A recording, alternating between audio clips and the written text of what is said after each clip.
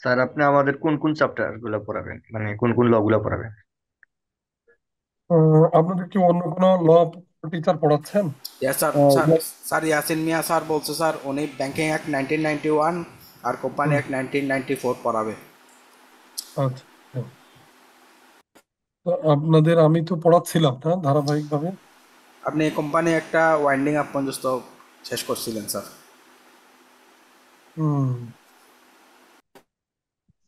Winding up তো পড়াইনি বোধহয়। Winding up কি পড়াইছি আমি আপনাদের? ইয়েস স্যার পড়েছিলেন। এমনি স্যার ওভারঅল ইয়া করছিলেন আর কি। আমি তো হলো যে আপনার যে চেঞ্জেস গুলি আসছে। জি জি, প্রথম ক্লাস আহ, স্যার, প্রথম ক্লাসে স্যার অ্যামেন্ডমেন্টগুলো পড়েছিলেন আর হুম, সেকেন্ড ক্লাসে ওয়াইন্ডিং আপটা পড়েছিলেন। আচ্ছা। তো আমি তো জানি না এটা যে আপনাদের। আচ্ছা, ঠিক আছে, উনি কোম্পানি জ্যাক পড়াতে চান না? Yes sir. ওসিন সাহেব কোম্পানি জ্যাক পড়াতে চান। তো আজকে আমি একটা ছোট একটা পার্সিয়াল ক্লাস নিব। আজকে ফুল ক্লাসটা নিব না আমি, ধরেন সব মিলে এই 1.5 ঘন্টার মতো আর কি টোটাল ক্লাস ডিউরেশন হবে। ওকে স্যার, সমস্যা নেই। তো এরপরে উনি ব্যাংক কোম্পানি জ্যাক পড়াতে চাচ্ছেন, আর হলো এর সাথে হলো আপনার কোম্পানি জ্যাক পড়াতে চাচ্ছেন। তো ঠিক আছে, আমি ওনার জন্য তাহলে পুরোটা বাকিটা ছেড়ে দিচ্ছি। শুধুমাত্র আজকে যেহেতু আমি জানি না উনি যেটা পড়াচ্ছেন, সিনপসিসটা আপনাদের দেওয়া হয়েছিল তাই না? সিনপসিসটা আপনাদের আমি এর আগে দিয়েছি। দেওয়া হয়নি স্যার। সিনপসিসটা জি স্যার, দেওয়া এটা এটা হয়। তো- পাইনি স্যার আমরা। হ্যাঁ, পাই নাই স্যার এটা। মেইল করছিল তো মনে হয়। হ্যাঁ, এই যে ওকে স্যার, দেখেন, এই মেল যে চেক করতে হবে স্যার তাহলে। হ্যাঁ, মেল করেছিলাম। এই ক্যাপিটাল আপনাদেরকে পড়ানো হয়েছে। আপনাদের ক্যাপিটাল পর্যন্ত পড়িয়ে এই মিটিংটা আমি বলেছিলাম যে পরের ক্লাসে আপনাদের মিটিং সংক্রান্ত বিধিবিধানটা পড়াবো। এটাই কথা ছিল আপনাদের সাথে, ডিফারেন্ট টাইপ অফ মিটিং এবং ডাইরেক্টরস গুলো নিয়ে আর কি বলছিলাম যে আপনাদেরকে নেক্সট ক্লাসে মিটিং এবং ডাইরেক্টর এটা পড়াবো। তো আজকে খুব খুব লম্বা হবে না ক্লাস। আমরা হয়তো এই 7:45 পর্যন্ত ক্লাস নিয়ে আমার একটু প্রোগ্রাম আছে, তারপরে আমি ক্লাসটা নিয়েছি যে ঠিক আছে আমি যতটুকু পারি এতটুকু পড়াই, তারপরে নেক্সট ইনশাল্লাহ এটা কভার করে দিব। আর আহ এই জন্য আজকে স্পেশাল ক্লাস যদিও, এখানে আমরা একটু খুব বেশি লম্বা করবো না আজকে ক্লাসটা। তো আমরা আজকে মিটিং নিয়ে একটু কথা বলবো আপনাদের সাথে। সেকশন 81 এখান থেকে শুরু করে এর পরের ক্লাসে আপনাদের ব্যাংক বাদে আদার যে লস গুলি আছে ওগুলি ইনশাল্লাহ আমি চেষ্টা করবো কভার করতে। যেমন ইন্স্যুরেন্স আছে, তারপরে হলো ওই সিকিউরিটি যেটা security securities and exchange commission act আছে। Laws related to cigarette exchange sir. হ্যাঁ, তারপর লিস্টিং রেগুলেশনস এগুলি। আর ফাইন্যান্স কোম্পানি অ্যাক্ট নতুন হয়েছে যেটা, এটাও আপনাদের ম্যানুয়ালে ইনকর্পোরেট করা হয়েছে। জি স্যার, তারপর finance, audit and farm investment sir. হ্যাঁ হ্যাঁ, এগুলি এগুলি দেখি ইনশাল্লাহ যতটুকু সম্ভব। লেবার ল আমি আছে sir. Labour law labour law. আছে স্যার। লেবার ল থেকেও আসে কোশ্চেন। হ্যাঁ, সবগুলি থেকেই আসে। তো ওগুলি আমরা ধারাবাহিকভাবে ইনশাল্লাহ যাব। তো আজকে আমার যেহেতু অন্য ল নিয়ে আসলে কোনো এই সিনপসিসটা আপনাদের গত ক্লাসে দেওয়া হয়েছিল। এই সিনপসিসের লাস্ট অংশটা আমি বলেছিলাম নেক্সট ক্লাসে ইনশাল্লাহ আলোচনা করব। তো স্যার পাইছি আজকে আর কি, পাইছি। ক্লাসে আমাদের সেই ধারাবাহিকতায় মিটিং সংক্রান্ত বিধিবিধান, রুলস রেগুলেশন এটি নিয়ে ইনশাল্লাহ আলোচনা করব। মিটিং এর কথা আসলে প্রথমেই আসে অ্যানুয়াল জেনারেল মিটিং। যেহেতু অ্যানুয়াল, বছরে একবারই হয় মিটিংটা, অ্যানুয়াল বার্ষিক। Section 81 companies act 1994। তো এখানে মিটিং সংক্রান্ত যে বিধান, এজিএম সংক্রান্ত, সেগুলি এখানে মাত্র 3টা সেন্টেন্সে এটাকে কভার করা হয়েছে, 3টা প্যারা করে। প্রথম কথা বলা হয়েছে যে সেকশন 81-এ বলা আছে, as per section 81 of the Companies Act, every company shall hold one annual general meeting। তাহলে বছরে একটা মিটিংই হবে of the company in every English calendar year. এগুলি আপনাদের একটু নোট রাখতে হবে, মানে একটু, যেহেতু এর প্রত্যেকটা পয়েন্ট নিয়ে বিভিন্ন প্র্যাকটিক্যালি এটি নিয়ে কোশ্চেন আসে অনেক সময়। এই জন্য ইংলিশ ক্যালেন্ডার ইয়ার, অর্থাৎ জানুয়ারি টু ডিসেম্বর যে ইয়ার আমরা বুঝি, সেই ক্যালেন্ডার জানুয়ারি টু ডিসেম্বরের মধ্যে আহ একটা এজিএম করতে হবে। But the period from one AGM to next AGM should shall be shall not exceed 15 months. তো আগের এজিএম এবং পরের এজিএম, দুই এজিএম এর মাঝখানে সময়ের ব্যবধান 15 মাসের বেশি হবে না। Every company shall hold its first AGM after incorporation and within 18 months from the date of incorporation. তাহলে আমরা দুইটা বিধান এখানে পেলাম। একটা হলো প্রথম এজিএম, জীবনের প্রথম এজিএম একটা কোম্পানির, সেই এজিএমটা হবে within 18 months from its incorporation. কেমন? যেদিন ইনকর্পোরেশন হলো তার থেকে 18 মাসের মধ্যে, এটা ম্যান্ডেটরি। আবার প্রথম যে এজিএম এই যে আমি করে ফেললাম, এর পরের এজিএম 15 মাসের মধ্যে আমাকে এজিএম করতে হবে। কিন্তু বিসেক, Bangladesh securities and exchange commission যে রেগুলেশনস আছে, সেই আইন অনুযায়ী আবার যে সব কোম্পানির জন্য সেই আইন প্রযোজ্য, তাদের ক্ষেত্রে আবার একটু ভিন্নতা আছে। সেটা হলো এজিএম হবে within 6 months from the end of the accounting year, হিসাব বছরের সাথে সংশ্লিষ্ট। এটা হলো আমরা সোজা কথা বলতে পারি লিস্টেড কোম্পানি, যেসব কোম্পানির সিকিউরিটি এক্সচেঞ্জ কমিশন যাদেরকে ইস্যুয়েন্স অফ শেয়ার এর জন্য পারমিশন দিয়েছে, অথবা যেসব company listed with the stock exchanges, সেই সব কোম্পানির বিধান হচ্ছে যে এক কথায় যে অ্যাকাউন্টিং ইয়ার জুন যদি শেষ হয় 30শে জুন, তাহলে 31 ডিসেম্বর। 31 ডিসেম্বর যদি অ্যাকাউন্টিং ইয়ার শেষ হয়, তাহলে 30শে জুন। এরকম ভাবে 6 মাসের মধ্যে এজিএম হতে হবে। For calling AGM, notice to be given at least, 21 এই জায়গায় চেঞ্জ আসছে। 21 দিন আগের স্যার। আইন ছিল 14, এটা আমরা এর আগের ক্লাসে যেদিন ওই যে চেঞ্জেস গুলি পড়িয়েছি সেখানে আমরা পড়ে আছি যে নোটিশ পিরিয়ড হতে হবে 21 দিনের মধ্যে। আপনাদের সিনপসিসটা দেওয়া থাকলে একটু কারেকশন করে নিন, এখানে 14 আগের আইনে লেখা ছিল, ওটা 21 দিনের মধ্যে হবে। হ্যাঁ, 21 দিনের বিফোর, বিফোর 21 ডেজ, অর্থাৎ যেদিন মিটিং হবে তার নোটিশটা দিতে হবে 21 দিন পূর্বে, mentioning the date, time, venue of the meeting, যে মিটিংটা কোথায় হবে, মিটিং এর ডেট কি, মিটিং এর টাইম, মিটিং এর ভেন্যু, এইসব বলতে হবে। The annual report of the company is to be accompanied, আর ফাইন্যান্সিয়াল স্টেটমেন্টস সহ অডিটরস রিপোর্ট, ডাইরেক্টরস রিপোর্ট মিলা যে অ্যানুয়াল রিপোর্ট, এই রিপোর্টটাও এই শেয়ার হোল্ডারদেরকে পাঠিয়ে দিতে হবে। The agenda of the meeting is to be mentioned in the notice, আর নোটিশের ভিতরে এই যে আপনার যে এজেন্ডা কি কি নিয়ে আলোচনা হবে সেটাও নোটিশে মেনশন করতে হবে। এইটা যদি জেনারেল রুলস আমরা এতটুক যদি রেগুলেশন আমরা মনে রাখি, তাহলে আশা করি যে কোনো একটা প্রবলেম আমরা এই নলেজটা দিয়ে আমরা ফেস করতে পারবো বা আমরা উত্তর দিতে পারবো। সে একটা কোম্পানি নতুন প্রথম মিটিং কবে করবে, আমরা যে কোনো একটা ডেট যদি আমাদের সামনে আসে যে অমুক তারিখে কোম্পানিটি ইনকর্পোরেশন হয়েছে, তার এজিএম কবে হবে, প্রথম এজিএম, আমরা ওখান থেকে গুনে বলবো যেখানে যে 18 মাস পরে 18 মাসের মধ্যে এজিএম করতে হবে। তো যেহেতু 18 মাসের মধ্যে এজিএম করতে হবে, আবার নোটিশ দিতে হবে 21 দিন আগে, তো সেই হিসাব নিকাশ করে কবে নোটিশ দিতে হবে, কবে এজিএম করতে হবে, তা কিন্তু স্পষ্ট হয়ে গেল প্রথম এজিএম এর জন্য। এবার আমার হচ্ছে নেক্সট এজিএম, পরবর্তী বছর এজিএম কিভাবে করব? পরবর্তী বছর এজিএম করব যে এই এজিএম থেকে 15 মাসের বেশি যেতে পারবে না, এটা একটা শর্ত, 15 মাসের বেশি যেতে পারবে না। আবার আরেকটা শর্ত আছে, দেখেন, আরেকটা শর্ত হলো যে ইংলিশ ক্যালেন্ডার ইয়ারে তাকে এক্সিএম করতে হবে।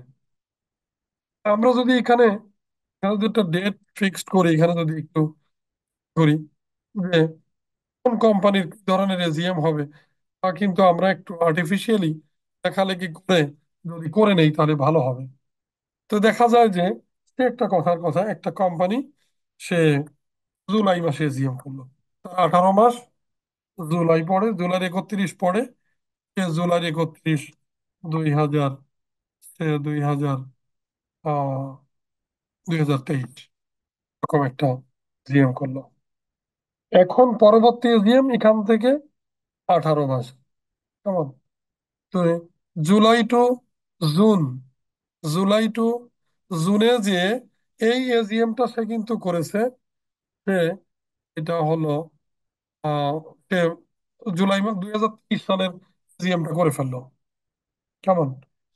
আমি অ্যাকাউন্টিং ইয়ারটা একটু লিখি তাহলে সুবিধা হবে, যে আপনারা যে কোনো প্র্যাকটিক্যালি উত্তর দিতে পারবেন। সে 2021-22, 21-22-এর প্রথম এজিএম, 22-এর অ্যাকাউন্ট যদি জুন এন্ডিং হয়, তার এদিকে 18 মাস, তার হয়তো আরো কিছুদিন আগের থেকেও থাকতে পারে 18 মাসের। সে হয়তো, সে ধরে নিলাম আমি জুলাই বা আগস্টে সে এজিএম করলো, আগস্ট 2022 সে এজিএম করলো, ফার্স্ট এজিএম এটা, ফার্স্ট এজিএম করলো। এবার তার মানে 22 সালের এজিএম তার হয়ে গেল। এখন তাকে কিন্তু 23 সালে একটা এজিএম করা লাগবে, কোনো বছর কিন্তু বাদ দিতে পারবে না। 23 সালের সর্বোচ্চ ডেট হলো ডিসেম্বর, ডিসেম্বর 2023। এটা হলো যে বলছে প্রতি ক্যালেন্ডার ইয়ারে একটা পড়বে, কিন্তু এখন 23 সালের, এখানে 2022-23, এই 22-23-23 সালের যে এজিএমটা সে করবে, অ্যাকাউন্টিং ইয়ার সে 22-23 শেষ করলো, শেষ করে এখন তার কথা অনুযায়ী 15 মাস সময় পাবে। তো এই আগস্ট মাসের থেকে 15 মাস যদি আমি গুনি, তাহলে দেখা যায় আগস্ট 22 থেকে আগস্ট 23 পর্যন্ত হলো 12 মাস। সেপ্টেম্বর, অক্টোবর, নভেম্বর, তার এইখানে এসডিএম করতে হবে নভেম্বরের মধ্যে। নভেম্বর 2022-এর মধ্যে তাকে এসডিএম করতে হবে, কিন্তু 15 মাসের বেশি যাবে না। এটা প্রবলেমকে সামনে রেখেই আসলে এগুলি লিখছি, যে তাহলে তার আগস্ট থেকে পরবর্তী আগস্ট 12 মাস, সেপ্টেম্বর, অক্টোবর, নভেম্বর মাসের 30 তারিখের মধ্যে তাকে এই 23 সালের এজিএম করবে। এবং আর ইংলিশ ক্যালেন্ডার ইয়ার মানে 23 সালের এজিএমটা হয়ে গেল। এই এজিএমটা হলো ফর 2023 সাল, পরবর্তী বছর। এটা অ্যাকাউন্টিং ইয়ার ধরে নিলাম 2023-24। এখন এখান থেকে আবার 15 মাস টাইম পাবে। তো নভেম্বরের থেকে পরবর্তী নভেম্বর 1 বছর, ডিসেম্বর, জানুয়ারি, ফেব্রুয়ারিতে যায় হিসাব অনুযায়ী, আমি একটু লিখি, ফেব্রুয়ারি, ফেব্রুয়ারি 2000, এটা কিন্তু 24-25-এ চলে যায়। কেমন? 2025-এ, 2000 নভেম্বরের, 2023 থেকে পরবর্তী নভেম্বর অর্থাৎ 2024-এর নভেম্বর, তারপরে 25-এর ফেব্রুয়ারিতে যে এজিএম পড়ে। কিন্তু এই 25-এর এজিএম করলে সমস্যা যেটা হয় সেটা হলো 24 সালের এজিএমটা গ্যাপ হয়ে যায়। এখানে দেখেন 2024 সালের এজিএমটা গ্যাপ হয়ে যায়, ওই 15 মাস যদি আমি সুবিধাটা নিতে চাই। এই জন্য যেহেতু এই ক্যালেন্ডার ইয়ারে জিএম করতে হবে, সুতরাং এই ক্যালেন্ডার ইয়ারের এইটা হবে না, তাকে ওই ইয়ার যেহেতু গ্যাপ যাচ্ছে, সে এখানে ফেব্রুয়ারিতে না করে, 2025-এ না করে, তার এজিএমটা করতে হবে ডিসেম্বরে। যেহেতু তার ডেট ডিসেম্বর, ক্যালেন্ডার ইয়ার সর্বোচ্চ 31 ডিসেম্বর সে এজিএম করবে, 31 ডিসেম্বর 2024 এইখানে তার এজিএম করতে হবে, থার্ড এজিএম। পরবর্তীতে ডিসেম্বরের থেকে সে বেশি ডেট আর পাবে না, কারণ না হলে ইয়ার গ্যাপ হয়ে যাবে। 25-এর ডিসেম্বর, 26-এর ডিসেম্বর, এই ডিসেম্বরই তার সর্বোচ্চ। সে কিন্তু আগে করতে পারে, সে 2 মাস আগে করতে পারে, তাতে কিন্তু সমস্যা নাই। ইয়ার এন্ডিং জুন, সে 2-3 মাস পরে এজিএম করতে পারে, কিন্তু ডিসেম্বর হচ্ছে তার লাস্ট ডেট। এটা একটা হিসাব আপনাদেরকে দেখালাম, যে এই যে যে 24 সাল যে গ্যাপ যায়, গ্যাপ যেতে পারবে না, সে ডিসেম্বরের মধ্যেই এজিএম করতে হবে। সুতরাং আমাদের এই কয়টা কথা দিয়েই আমরা যে কোনো এজিএম এর ডেট ফিক্সড করতে পারবো, এবং তার 21 দিন আগে নোটিশ দিতে হবে। তাহলে ইংলিশ ক্যালেন্ডার ইয়ার একটা কথা ইম্পর্টেন্ট, 2 এজিএম এর মাঝখানে 15 মাস, এটাও একটা কন্ডিশন। 18 মাস প্রথম এজিএম, এটা একটা কন্ডিশন। আর যদি in case of listed company অথবা company relating to securities and exchange commission, এই জাতীয় যার যেগুলিকে রেগুলেট করে, যে জাতীয় কোম্পানি, তার এজিএম হতে হবে, তার এজিএম হতে হবে আহ 6 মাসের মধ্যে। এখন এই সবগুলি আপনাকে পরিপালন করতে হবে, এই সবগুলি পরিপালন করে এজিএম এর ডেটই ফিক্স করতে হবে। 6 মাস হলে ইজিলি হিসাবটা সোজা। ইয়ার এন্ডিং জুন, 31 ডিসেম্বর, ওখানে ওইভাবেই পড়ে। কেমন? তো ডিফারেন্ট ইয়ার এন্ডিং যদি হয় কারণ, তাহলে সেটা ওই 6 মাস। কিন্তু 6 মাস যদি আবার ডিসেম্বর পার হয়ে যায়, তাহলে সে 6 মাস পাবে না, 6 মাসের আগে তাকে জিএম করতে হবে। নোটিশ 21 দিন। এবার হলো এজেন্ডা, ডেট নিয়ে কবে এজিএম হবে, এজিএম এর ভ্যালিডিটি ডেটের সাথে সংশ্লিষ্ট। যে স্যার একটা এজিএম কে, কোশ্চেন ছিল। জি বলেন। স্যার যদি টাইম এক্সটেনশন করে, সেটাও কি তাহলে ওই ক্যালেন্ডার ইয়ার ভিতরে করতে হবে? 90 যদি হ্যাঁ, এক্সটেনশন করে? টাইম এক্সটেনশনের ব্যাপারটা একটু ভিন্ন। সেটা হলো, টাইম এক্সটেনশন 2 ধরনের। এক ধরনের হলো যে আপনি চাইলে চাইলে রেজিস্ট্রারের কাছ থেকে টাইম এক্সটেনশন নিতে পারেন, কিন্তু রেজিস্ট্রার এর টাইমটা আবার কোম্পানিজ অ্যাক্ট ওখানে বেরিয়ার করে দিয়েছে, একটা রেস্ট্রিকশন দিয়ে দিয়েছে। 31শে ডিসেম্বরের পরে এই টাইম এক্সটেনশন রেজিস্ট্রারের ক্ষমতা নাই, যেটাকে আরজেএসসি বলি আমরা। হ্যাঁ, যিনি রেজিস্ট্রারের ক্ষমতা, 31 ডিসেম্বরের পরে রেজিস্ট্রারের ক্ষমতা নাই। তা আসেন তাহলে কার ক্ষমতা আছে? ক্ষমতা আছে আহ আপনার হাইকোর্টের। যদি এজিএম করতে আপনি ব্যর্থ হন, এই ডেটগুলি মিস হয়ে যায়, আর যদি ডিসেম্বর পার হয়ে যায়, তাহলে আপনাকে আর কোনো পথ নাই, আপনাকে হাইকোর্টে আবেদনের প্রেক্ষিতে, এটা প্রাইভেট কোম্পানি হোক, পাবলিক কোম্পানি হোক, whatever may be, you have to go to apply to the high court for extension of the time. হাইকোর্টে আপনি আবেদন করে এই এজিএম ইয়া করার জন্য, এজিএম করার জন্য আপনি পারমিশন নিতে পারেন। হাইকোর্টে আবেদন করলে হাইকোর্ট সাধারণত এজিএম করার জন্য নির্দেশনা দিতে পারে, সেটা যতদিন পরে হোক। তো এখানে একটা বিষয় আছে, বিষয়টা হলো এই মিটিংটা করার জন্য এমন যদি হয় যে একটা এজিএম করতে যে টাইম ল্যাপসেস হতে যে এরকম আর একটা এজিএম এর টাইম এসে গেছে, তো সেই এজিএমও আপনি করতে পারবেন না আগের এজিএম না করে। এজিএম এর ধারাবাহিকতা থাকতে হবে। তাহলে যদি এমনও হয় 2-3টা এজিএম গ্যাপ হয়ে গেছে, তা আগের এজিএম আপনাকে আগেই করতে হবে। আর যদি হাইকোর্টের পারমিশন যদি 2-3 বছরের এজিএম একবার একসাথেই পারমিশন নেন, তাও আপনাকে একই দিনেও যদি করার জন্য নির্দেশ দেয়, আপনি একদিনেও 3টা এজিএম 3 বছরের করতে পারবেন, বাট ধারাবাহিক ভাবে আগে আগেরটা, তারপরে তারপরেরটা, তারপরে তারপরেরটা। অর্থাৎ যে ঠিক আছে, যেটা গ্যাপ হয়ে গেছে ওইটা থাক, কারেন্টটা আমি করে ফেলি, সেই ধরনের কোনো সুযোগ নাই। আপনাকে ধারাবাহিক ভাবে করতে হবে। আর একটা এজিএম গ্যাপ হলে পরেরটা করা যাবে না যদি আগেরটা না করা হয়। কেমন? এই হলো সময় নেওয়া সংক্রান্ত বিধান। কেমন? জি স্যার। স্যার এখানে ওই 31 ডিসেম্বরের কোনো বাধ্যবাধকতা নাই স্যার? না স্যার, হ্যাঁ, 31 ডিসেম্বরের কোনো বাধ্যবাধকতা নাই, মানে এই যে হাইকোর্টের ইয়ে করলে, হাইকোর্টে অ্যাপ্লাই না করলে না। হ্যাঁ হ্যাঁ, এনি এনি এনি ডেট। হাইকোর্টে এনিতে। এমনও হতে পারে আপনি 10 বছরে জিএম করেন নাই, হতে পারে যে এখন সেগুলি তো আসছে। আপনারা জানেন এখন প্রাইভেট কোম্পানি অনেক ম্যাক্সিমাম তাদেরকে এখন হাইকোর্ট থেকে পারমিশন নিতে হচ্ছে, কারণ এখন অডিট রিপোর্ট তো আর ব্যাকডেটে হয় না, এখন ডিবিসি তে ডেট লেখা থাকে।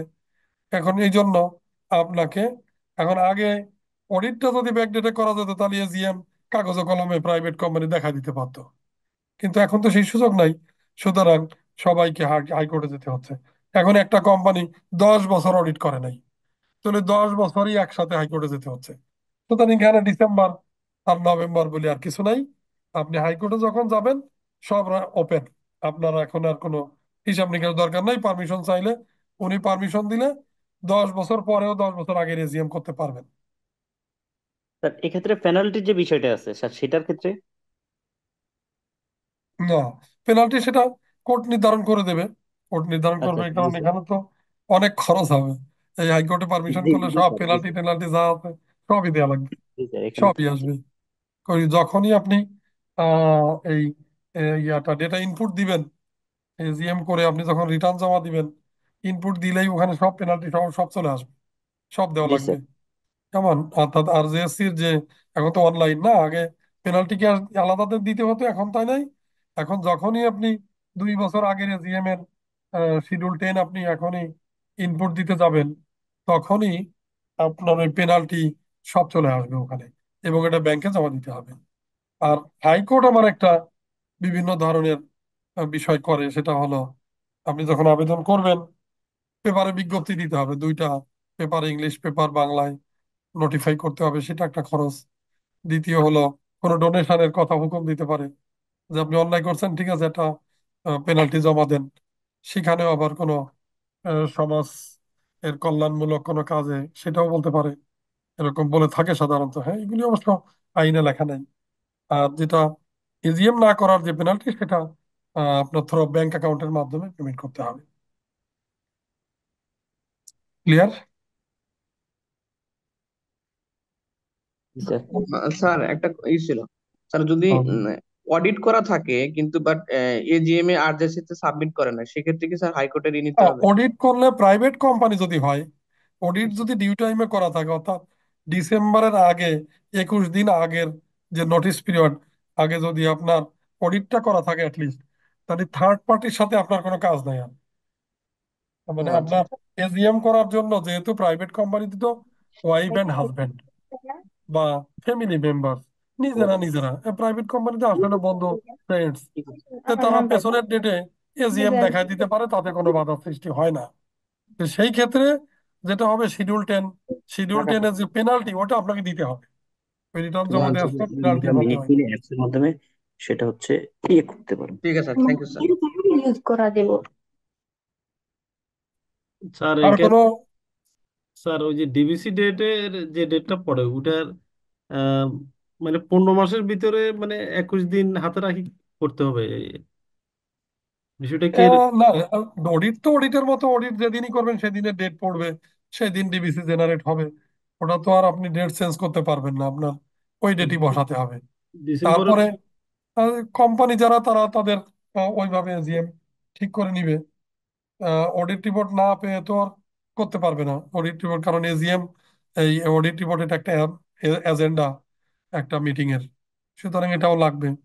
এখন অডিটটা যদি করা থাকে তাহলে সুবিধা হলো, প্রাইভেট লিমিটেড কোম্পানি তারা একটা ব্যাকডেটে এজিএম দেখাতে পারে, সেই ক্ষেত্রে বাধা হয় না কোনো, মানে হাইকোর্টে যাওয়াটা লাগে না।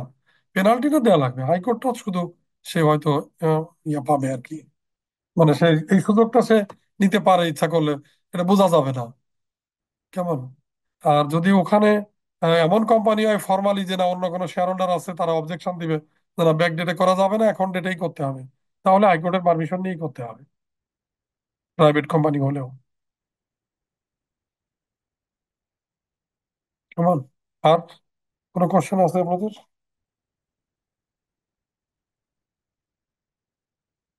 জি, আর কারো কোনো কোশ্চেন আছে? না? স্যার ওই যে তাহলে, যদি আমি আমার জুনে যদি ইয়ার এন্ডিং হয় আমি যদি মার্চের ভিতরে ডিবিসি ডেট থাকে তাহলে তো সমস্যা হবে না? জি, মানে June ending accounting year ending June, কেমন? জি হ্যাঁ, জি। তারপরে আর যদি আমার মার্চের ভিতরে যদি আমার ডিবিসি ডেট হয় আর কি। জুন, আপনার তো ডিসেম্বরে ইয়ার এন্ডিং, আপনার ইয়া কি বলে, আপনার এজিএম যদি ডিসেম্বরের এজিএম হয় ধারাবাহিকভাবে, তাহলে তো আপনাকে ডিসেম্বরের মধ্যেই অডিটও করতে হবে, এজিএমও করতে হবে। কিন্তু শুরুর ধারাবাহিকতা যদি আপনার জানুয়ারি ফেব্রুয়ারি মার্চ হয়, তাহলে সমস্যা নাই। সেই ক্ষেত্রে আপনার মার্চে হইলে আপনি মার্চের ভিতরে এজিএম করতে পারবেন।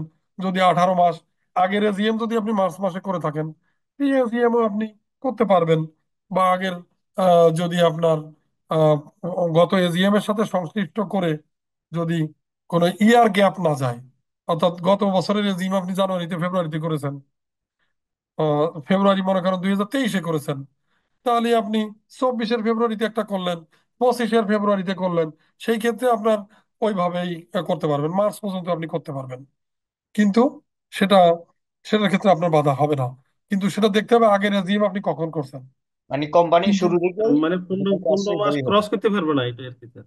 15 মাস ক্রস করতে পারবে না, ক্যালেন্ডার ইয়ার ক্রস করতে পারবে না, ক্যালেন্ডার ইয়ার গ্যাপ যেতে পারবে না। আগের বছর এজিএম যদি আপনি ডিসেম্বরে করে থাকেন, তাহলে ওইটা ওই বছরের ডিসেম্বর, সে 23-এর ডিসেম্বরে অডিট করছেন, হ্যাঁ এজিএম করছেন 23, তাহলে 24-এর মার্চে সুযোগ নাই। কারণ 24-এ যদি মার্চে যান তাহলে ডিসেম্বরে তো করতে 25-এ হবে। চলে গেলেন আপনি, তাহলে 24 বছরটা গ্যাপ চলে গেল না। আবার বুঝেন, আপনি এজিএমটা করেছেন গত 31 ডিসেম্বর 2023-এ, গত 23-এর এজিএম এটা। এইবার 24-এ একটা এজিএম পড়তে হবে আপনার, তাহলে আপনার 24 সর্বোচ্চ বুঝছি। হলে 31 ডিসেম্বর, সেই ক্ষেত্রে মার্চ হলে তো হবে না। কেমন? মাসের মানে কম থাকে, কিন্তু মার্চে গেলে আবার আরেকটা বছর চলে যায় আর কি। ওই বছর গ্যাপ হয়ে যায়, গ্যাপ দেওয়া যাবে না। শেষ হয়ে যাচ্ছে। হ্যাঁ গ্যাপ দেওয়া, তাহলে আপনাকে 31 ডিসেম্বরের ভিতরে করতে হবে। কেমন? আর যে সব কোম্পানি ফেব্রুয়ারি জানুয়ারিতে এজিএম করে আসছে ধারাবাহিকতায়, তাদের সমস্যা নেই। ঠিক আছে। জি স্যার, বুঝছি স্যার। জি ওকে। স্যার। এরপরে এজিএম এর কিছু এজেন্ডা থাকে, অর্ডিনারি এজেন্ডা বলে এখানে এগুলিকে, নর্মাল এজেন্ডা। এগুলি এজেন্ডা হিসেবে এজিএম এ থাকতে হবে, এগুলি কম্পালসারি এজেন্ডাও। তাহলে একটা হলো,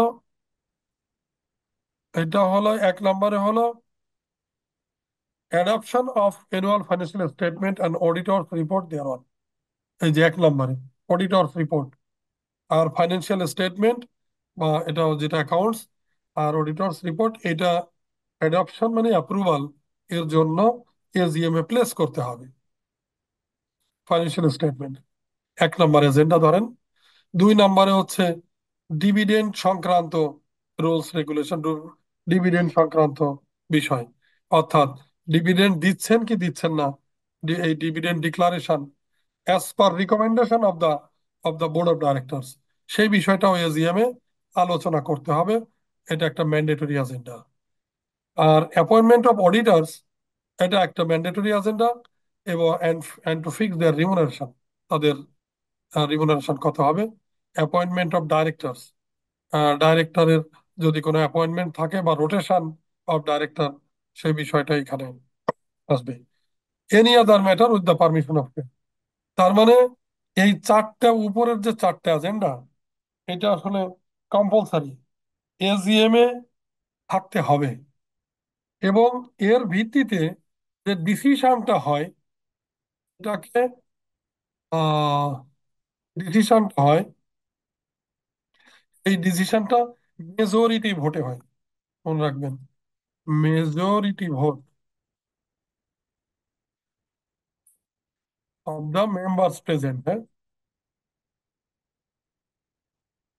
যে মিটিং এর যে মেম্বাররা উপস্থিত আছেন, তাদের মেজরিটি ভোটে ডিসিশন হবে। মেজরিটি মানে হলো, মেজরিটি ভোট মিনস 51%।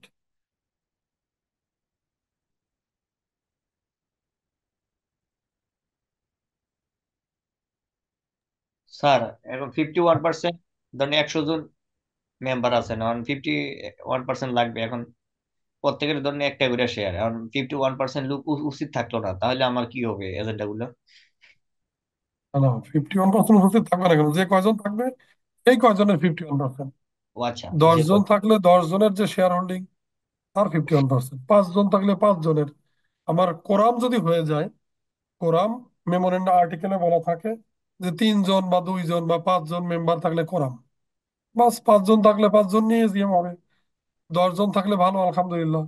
100 থাকলে আরো ভালো। তো যাই থাকুক, কোরাম যদি হয়ে যায় সেই মিটিং হবে। সে যে কয়জন, এখন সেই যে মিটিং এ যে কয়জন উপস্থিত থাকবে, উপস্থিতির 51%। কেমন? সে ধরে নিলাম সবার ইকুয়াল শেয়ার, এটা কথার কথা। তাহলে 5 জন যদি উপস্থিত থাকে, 3 জনের ভোট হলে এটা মেজরিটি। 3 জন যদি এজেন্ডার পক্ষে রায় দেয়, তাহলে এটা মিটিং, এই এজেন্ডাটা গৃহীত হলো হিসাবে গণ্য হবে। তাহলে এটা হলো মেজরিটি ভোটে পাস হয়। কি কি? Financial statement is approved or adopted, then declaration of dividend, say 10% dividend is approved এরকম, অথবা নো ডিভিডেন্ড ইজ অ্যাপ্রুভড, তাও হতে পারে। Appointment of auditor, X and কোম্পানিকে অডিটর হিসেবে নিয়োগ দেওয়া হলো 1 লাখ টাকা করে। এগুলি সবই মেজরিটি ভোট।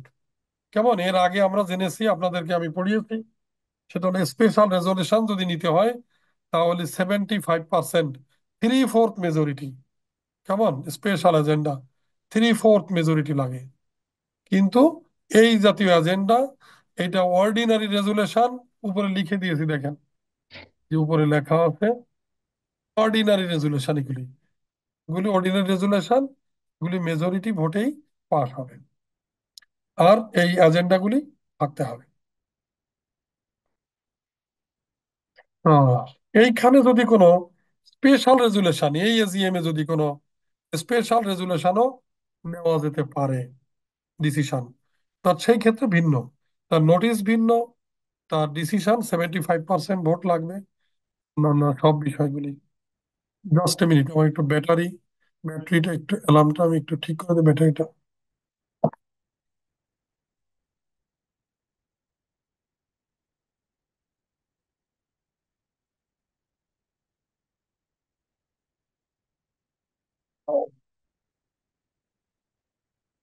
হ্যাঁ, তাহলে আমরা এজিএম সংক্রান্ত বিধিবিধান মোটামুটি আলোচনা করে ফেলছি।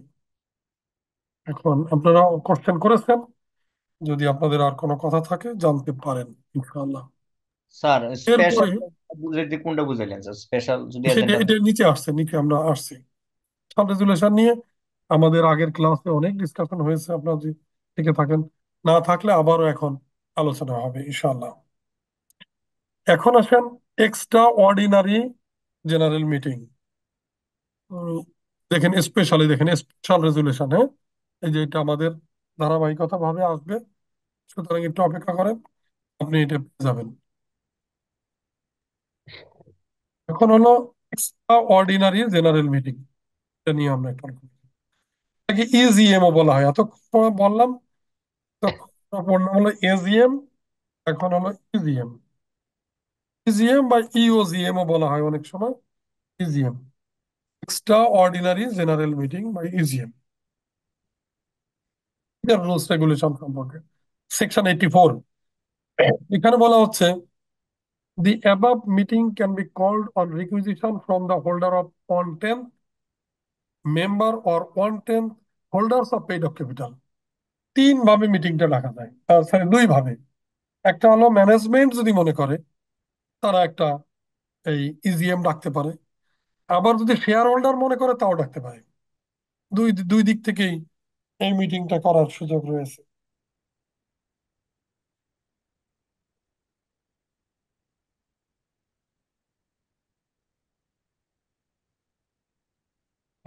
তো 2 পক্ষ থেকে, হ্যাঁ, একটা হলো যে 1/10 মেম্বার মানে শেয়ার হোল্ডার, অথবা 1/10 পেইড আপ ক্যাপিটালের মালিক। কেমন? কারণ সব সময় আমরা জানি, এর আগের ক্লাসে আমরা আলোচনা করেছি যে পেইড আপ ক্যাপিটাল নাও থাকতে পারে, হ্যাঁ, সেখানে শুধু মেম্বার্স থাকবে। তো সেই ক্ষেত্রে without paid up capital company যেগুলি, সেগুলিতে মেম্বার, আর যেখানে পেইড আপ ক্যাপিটাল থাকবে সেখানে পেইড আপ ক্যাপিটালের 1/10 এর মালিক যারা, তারা চাইলেও এই এজিএম ডাকতে পারে। আর ম্যানেজমেন্ট তো পারেই, যেটা বললাম আমরা, কোম্পানির চেয়ারম্যান তিনি তো মিটিং ডাকতেই পারেন। If the directors do not cause a meeting to be called within 21 days from the date of requisition, being so deposited, the requisitionist or a majority of them in value may themselves call the meeting. তো requisition জমা দিলে যখন share হোল্ডারদের পক্ষ থেকে 21 দিনের ভিতরে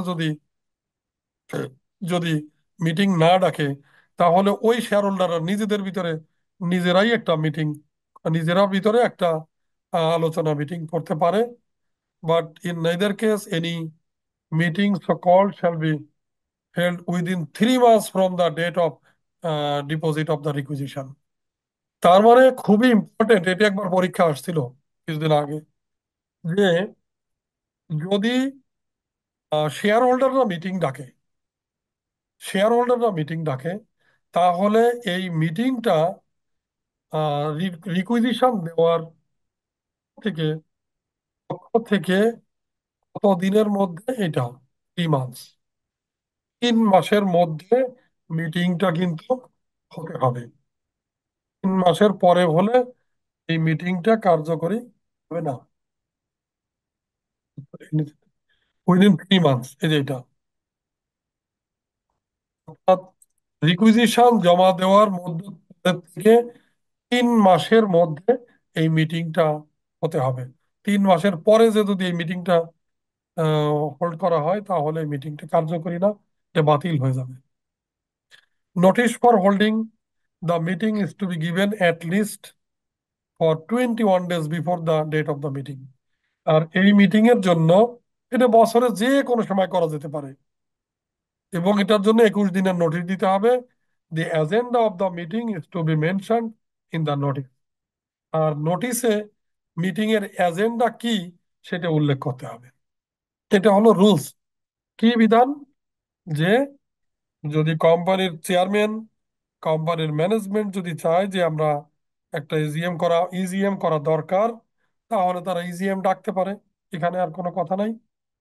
আর যদি তারা যদি শেয়ার হোল্ডারদের প্রয়োজন হয় যে আমাদের একটা ইজিএম হওয়া দরকার কোনো বিষয়ে, তাহলেও তারা রিকুইজিশন জমা দিতে পারে ফর হোল্ডিং দা ইজিএম।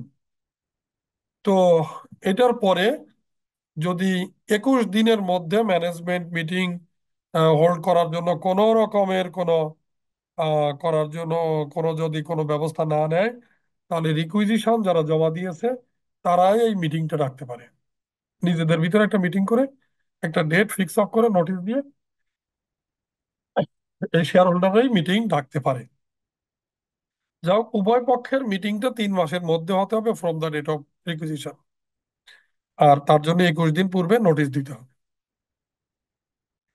এই মিটিং এর যে রেজুলেশন, এই মিটিং এর যে সিদ্ধান্তগুলি তিন প্রকারের হতে পারে। আমরা এজিএম পড়ানো শেষ, আমাদের ইজিএম ও আলোচনা শেষ। এখন আসেন ইজিএম এর সিদ্ধান্ত, এবং এই একই একই সাথে আমরা আলোচনা করি যে 3 প্রকারের রেজুলেশন।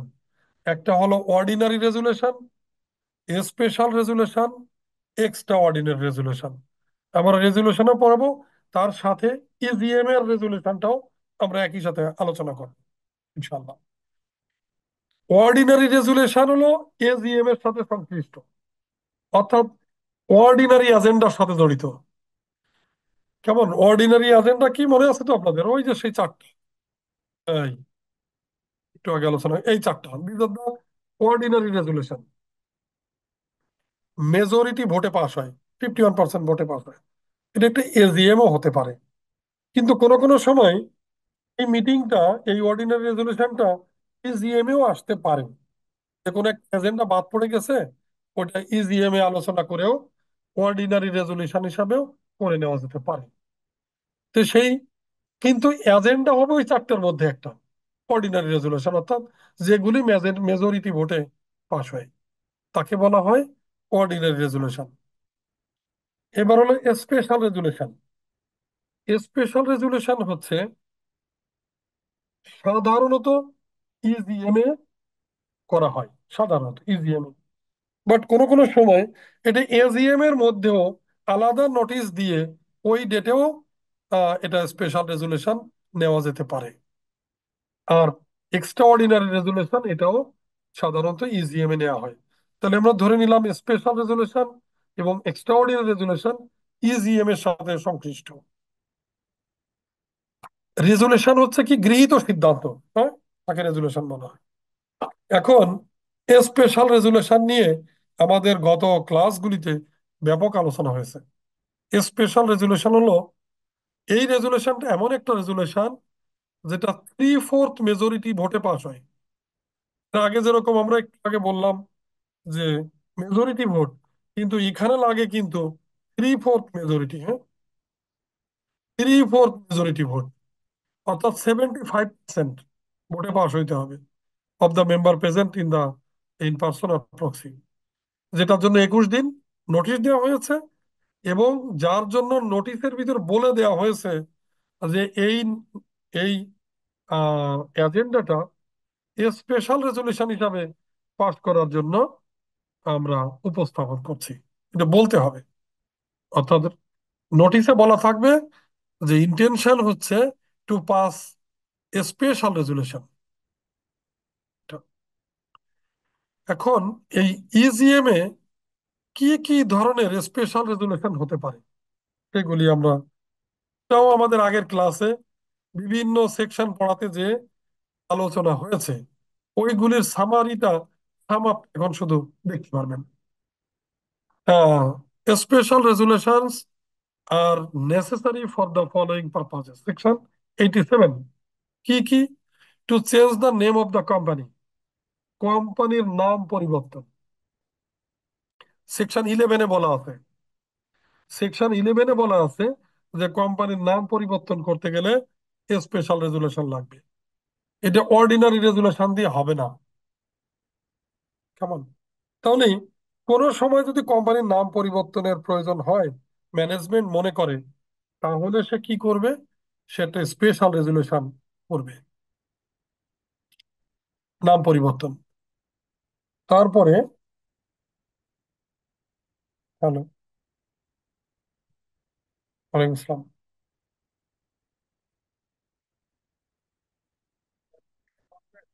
হ্যাঁ, কি বলছেন? আচ্ছা, বলেন। আপনি কি কোন ইকবাল বলছিলেন আপনি? ও, জি ভাই, আমি দিন ইসলাম বলছি। হ্যাঁ, হ্যাঁ, জি, জি। আমি তো একটু ক্লাসে আছি, এটা ক্লাস নিচ্ছি এক জায়গায়, একটু পরে কথা বললে ভালো হয়। হ্যাঁ, হ্যাঁ, আপনি গাড়িটা পৌঁছায় দিলেন না আমাকে একবার, আপনার গাড়ি দিয়ে?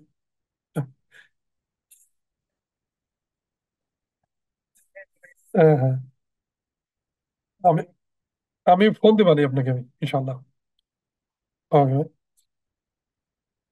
তো আহ কোম্পানির নাম পরিবর্তনের ক্ষেত্রে লাগে, সেকশন 12-এ বলা আছে কোম্পানির মেমোরেন্ডাম পরিবর্তন করার জন্য, বিশেষ করে অবজেক্টিভ ক্লজ চেঞ্জের জন্য স্পেশাল রেজুলেশন লাগে।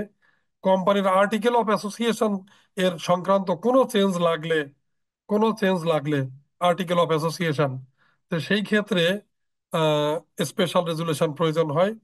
কোম্পানির শেয়ার ক্যাপিটাল আমি আপনাদের পড়িয়েছি, ওখানে কোনো change, denomination change or enhancement of authorized capital, paid up capital, এগুলির জন্য স্পেশাল রেজুলেশন প্রয়োজন হয়। তো to convert any portion of capital, uncalled capital, reserve capital, এগুলিও পড়ানো হয়েছে আপনাদের আগের ক্লাস, এবং এই সিনপসিসের মধ্যেই আছে। এটার জন্য স্পেশাল রেজুলেশন প্রয়োজন হয়। Appointment of inspector to investigate the company's own affairs, special resolution লাগে। কোম্পানির winding up, voluntary winding up company, তার জন্য স্পেশাল রেজুলেশন লাগে।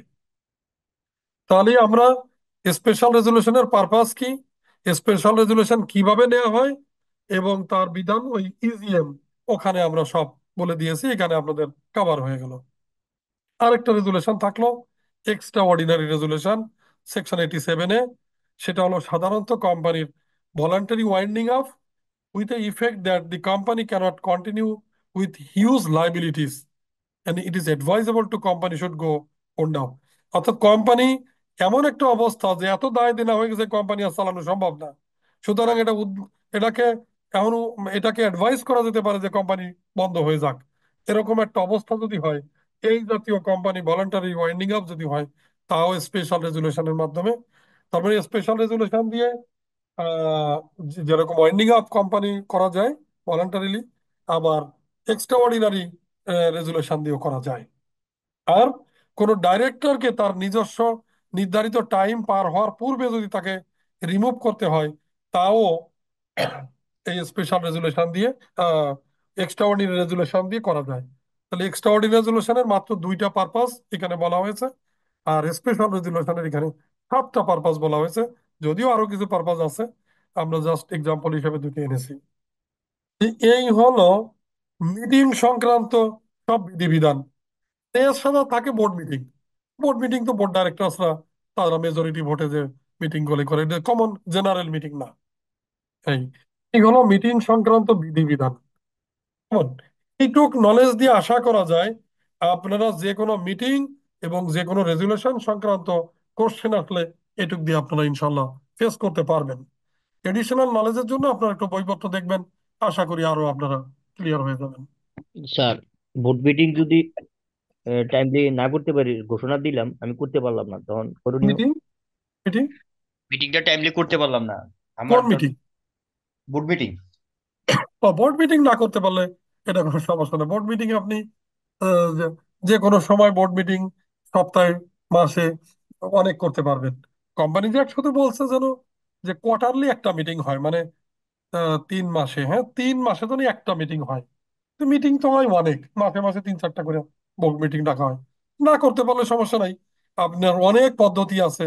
যে ফিজিক্যালি করতে পারতেছেন না, আপনি জুমে করেন। জুমে করতে পারছেন না, আপনি সার্কুলেশন, অর্থাৎ তাদের এজেন্ডা বাসায় পাঠায় দিয়ে আপনি সই করে এনেও মিটিং করতে পারেন। তো বোর্ড মিটিং এর অনেকগুলি রাস্তা আছে, পথ আছে। এমনকি না হইলেও ক্যান্সেল হইলেও সমস্যা নাই, পরবর্তী বোর্ড মিটিং আর একটা হবে। কেমন? কিন্তু এই সব মিটিং হচ্ছে ম্যান্ডেটরি, নির্ধারিত ডেট, নির্ধারিত টাইম, এরকম।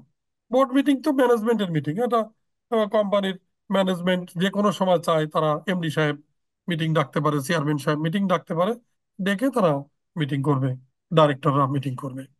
তো সেখানে একটা না করতে পারা এতে এমন আইনের কোনো এমন কোনো সমস্যা না। কেমন?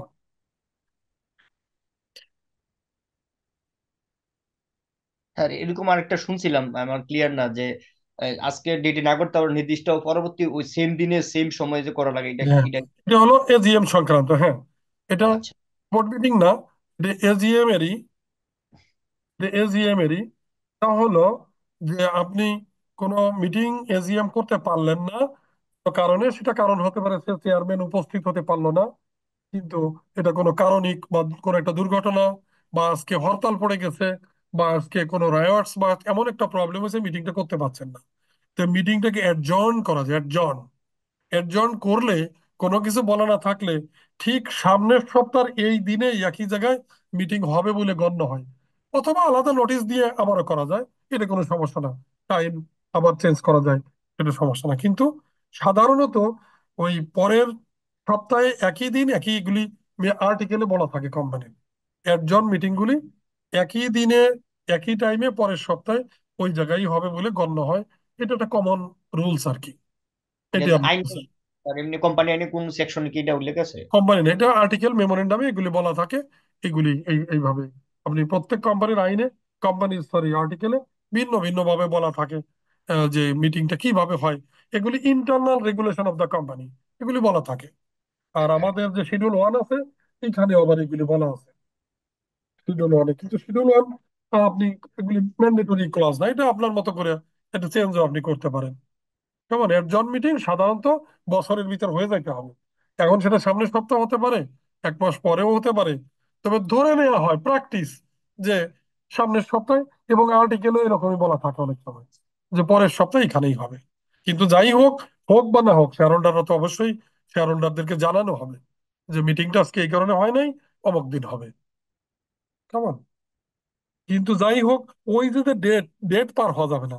31 ডিসেম্বর পার হইলে কোনো কিছুতে কাজ হবে না, তখন ওই হাইকোর্টের পারমিশন নিয়ে করতে হবে। কেমন? জি স্যার। আচ্ছা, আপনাদের এই সিনপসিসটা আপনারা বলছিলেন পান নাই নাকি? অবস্থা একটু ক্লিয়ার করেন আমাকে। পাইছি স্যার, পাইছি। আচ্ছা, পেয়েছেন, তাহলে একটু দেখে নিন। আমরা নেক্সট ক্লাস ডাইরেক্টর থাকলো, কিন্তু যেহেতু ইয়াসিন স্যার পড়াবেন, আমি তাহলে আর ডাইরেক্টর না হয় নাই পড়ালাম। আমি অন্য আইন ইনশাল্লাহ নেক্সট দিন আপনাদেরকে অন্য সিকিউরিটি, আইন। স্যার সিকিউরিটি অ্যাক্সেস আইনটা। আচ্ছা, সিকিউরিটি এক্সচেঞ্জ কমিশন আইন, ওর সাথে কিছু লিস্টিং রেগুলেশন আছে, এসিসি একটা আছে। ইনশাল্লাহ নেক্সট ক্লাস তাহলে এটা আলোচনা করব।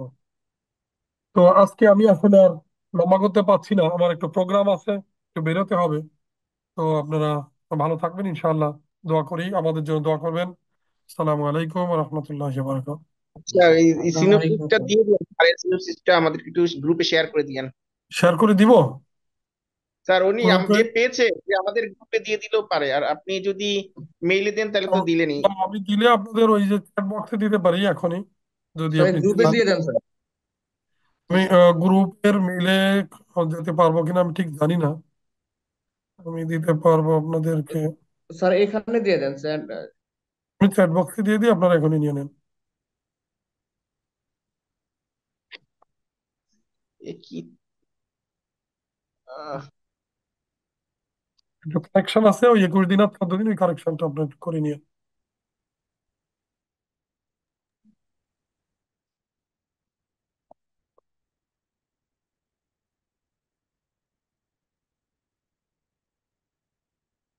দেখেন আমি চ্যাট বক্সে দিয়ে দিয়েছি, আপনারা ভিজিবল হয়েছে কিনা দেখেন, হ্যাঁ দেখা যাচ্ছে কিনা। সিনপসিস 2 নাম দেখা যাচ্ছে, পেয়েছেন? জি স্যার, দেখা যাচ্ছে স্যার। দেখা যাচ্ছে, তাহলে একটু আপনাদের গ্রুপে আপনারা না হয় শেয়ারিং করে নেন। ঠিক আছে স্যার, থ্যাংক ইউ স্যার। আসসালামু ওকে, আলাইকুম স্যার। আসসালাম। আজকের ক্লাস এখানে শেষ করছি। আল্লাহ হাফেজ।